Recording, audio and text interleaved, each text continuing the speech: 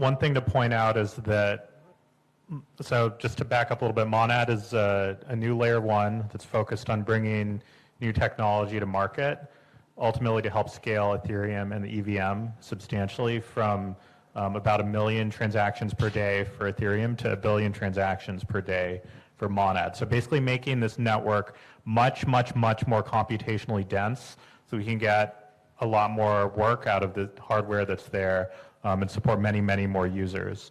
And there's a couple different improvements that are enabling that. But one to highlight is the consensus mechanism, Monad BFT, which is supporting hundreds of nodes, fully geographically distributed, fully decentralized, with single slot finality and 1 second block times, which I think is on the top of everyone's mind right now, given that there was this rumor about ETH 3.0 introducing 1 second block times and single slot finality. And I think as of 25 minutes ago, it sounded like they're shooting for 3 slot finality and 4 second block times to get to 12 second finality, which is currently the block time.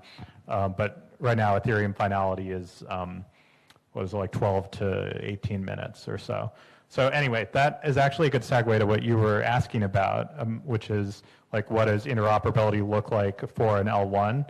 And really the finality time is really crucial to that because while a transaction is not finalized, a bridge basically needs to wait for that finality to occur before signing off on that message on any other chain. So at the end of the day, to have much faster interoperability, we actually need much faster consensus.